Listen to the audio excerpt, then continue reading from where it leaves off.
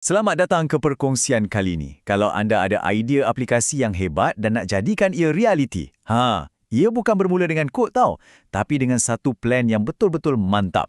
Hari ini, jom kita lihat macam mana plan tu dibina, langkah demi langkah. Mesti anda pernah rasa macam ni kan? Tiba-tiba dapat satu ilham. Ini kalau buat aplikasi, mesti gempak. Tapi lepas tu pening, nak mula dari mana? Selalunya, orang akan terus fikir, okey, kena mula coding. Tapi sebenarnya, langkah pertama yang paling penting sekali ialah merancang. Plan yang bagus ni dia macam Google Maps untuk projek anda. Ia pastikan anda tak sesat jalan, jimat masa dan yang paling penting, aplikasi yang anda hasilkan tu nanti sebiji macam yang anda bayangkan. Okey, jadi ini agenda kita. Kita akan mulakan dengan cara nak tukarkan idea tu jadi sesuatu yang kita boleh nampak. Lepas tu, kita akan tentukan apa yang sistem perlu buat. Kemudian, kita perincikan fungsi-fungsi aplikasi tu, buat reka bentuk teknikal, dan akhir sekali, kita akan faham kenapa semua langkah ni sangat-sangat penting. Baiklah, bahagian 1. Langkah pertama sekali, kita nak tukarkan idea yang ada dalam kepala kita ni kepada sesuatu yang boleh dilihat dengan mata kasar. Inilah masanya kita terjemahkan angan-angan tu jadi sesuatu yang kita boleh tunjuk pada pasukan kita. Dan benda pertama yang kita buat ialah mock-up. Senang cerita, anggap je mock-up ni macam plan arkitek untuk rumah. Ia bukan rumah betul lagi, tapi ia tunjuk dengan jelas nanti rumah tu akan nampak macam mana, kat mana bilik, kat mana dapur. Inilah langkah visual pertama yang kritikal. Mock-up ni ada dua jenis. Mula-mula, kita ada low fidelity atau fidelity rendah. Yang ni macam conteng-conteng atas kertas je, fokus dia cuma pada structure dan susun atur. Lepas dah okey, barulah kita buat high fidelity atau fidelity tinggi. Yang ni memang nampak sebiji macam aplikasi yang dah siap, lengkap dengan warna, tulisan dan ikon semua. Nah, ini contoh mock-up fidelity tinggi. Cuba tengok. Detail kan? Warna dia, font dia, ikon-ikon, semuanya ada. Bila tengok ni, semua orang dalam pasukan, dari bos sampai ke pembangun, terus faham. Oh, macam nilah rupa aplikasi kita nanti.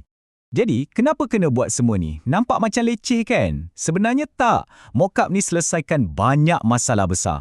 Ia pastikan semua orang faham benda yang sama. Kita boleh dapat maklum balas awal sebelum kita tulis walau satu barisan kod pun. Dan yang paling bagus, ia elakkan kita buat silap besar yang nanti nak betulkan kosnya mahal gila. Okey, bila rupa aplikasi dah ada, dah jelas, sekarang tiba masanya kita tulis secara rasmi apa sebenarnya aplikasi ni patut boleh buat. Di sinilah kita masuk ke dokumen formal yang pertama. Nama dokumen ni ialah Spesifikasi Keperluan Perisian atau ringkasnya SRS. Misi utama SRS ni satu je, untuk jawab soalan apa yang sistem ni patut buat. Semua ni dari sudut pandang pengguna tau, bukan dari sudut teknikal.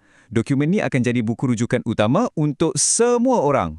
Jangan pandang rendah pada SRS ni, dia bukan setakat dokumen biasa. Dialah yang jadi panduan untuk pasukan pembangun. Dia jadi asas untuk pasukan penguji. Dan kalau nanti ada nak ubah apa-apa, kita rujuk balik pada dia. Senang kata, ia pastikan semua orang berjalan seiringan. Dalam SRS, ada dua jenis keperluan yang kita kena tahu. Pertama, keperluan fungsian. Ini pasal apa yang sistem boleh buat. Contohnya, pengguna boleh tengok menu. Simple.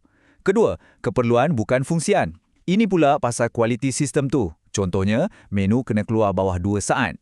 Satu pasal apa, satu lagi pasal macam mana bagus. Dua-dua sama penting.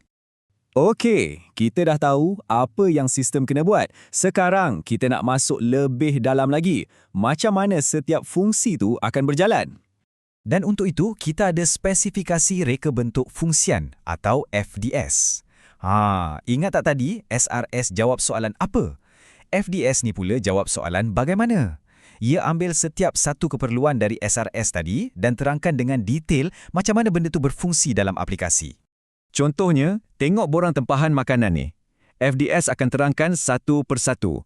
Apa jadi bila pengguna klik menu? Apa jadi bila dia masukkan nombor 2 kat kuantiti? Apa jadi bila dia tekan butang sahkan tempahan? Semuanya diterangkan dengan sangat terperinci. Selalunya, FDS akan guna jadual macam ni. Senang nak nampak. Untuk setiap fungsi, ia akan senaraikan apa input yang diperlukan dan apa output yang kita harapkan.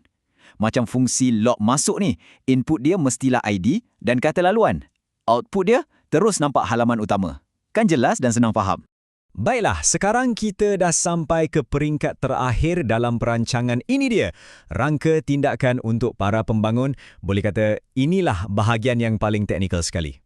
Dokumen ni kita panggil Dokumen Reka Bentuk Perisian atau SSD. Kalau FDS tadi cerita bagaimana fungsi berjalan, SSD ni pula cerita bagaimana sistem ni nak dibina dari A sampai Z dari segi teknikal.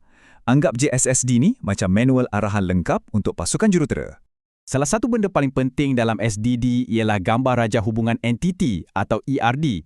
ERD ni kiranya macam pelan susun atur untuk store data kita. Ia tentukan macam mana data pelanggan, data tempahan dan data menu disimpan dan berhubung antara satu sama lain. Tanpa pelan ni, data kita boleh jadi macam store yang bersepah, susah nak cari barang. Seterusnya, kita ada gambar rajah kes guna. Gambar rajah ni pula tunjukkan semua benda yang pengguna boleh buat dalam sistem, daripada dia daftar akaun sampailah dia buat tempahan. Kenapa benda ni penting? Sebab kita nak pastikan kita tak terlepas pandang satu pun interaksi penting. Kita nak perjalanan pengguna dalam aplikasi kita lancar je dari mula sampai habis. Okey, jadi kita dah tengok mockup, SRS, FDS dan SDD. Banyak betul dokumen kan? Sekarang, jom kita simpulkan sekejap kenapa setiap satu ni penting dan macam mana semuanya ni bekerjasama. Ringkasannya macam ni. SRS tu soalan apa? Apa yang sistem kena buat dari mata pengguna. FDS pula soalan bagaimana fungsi berjalan dari mata sistem tu sendiri. Dan SDD soalan bagaimana nak bina. Ini khas untuk pembangun. 3 dokumen, 3 sudut pandang yang berbeza, tapi semuanya menuju ke satu matlamat yang sama. Jadi mesej utamanya mudah je. Merancang dengan teliti ni bukan buang masa, tapi sebenarnya menjimatkan masa dan duit anda. Kalau tak ada plan yang jelas, percayalah anda macam sengaja cari masalah. Projek akan lambat dan kos pun akan melambung tinggi. Ingat tak masa mula-mula tadi kita cakap pasal idea aplikasi? Sekarang anda bukan setakat ada idea, tapi anda dah tahu rangka kerja untuk tukarkan idea tu jadi satu plan tindakan yang mantap. Jadi, aplikasi apa yang anda akan bina?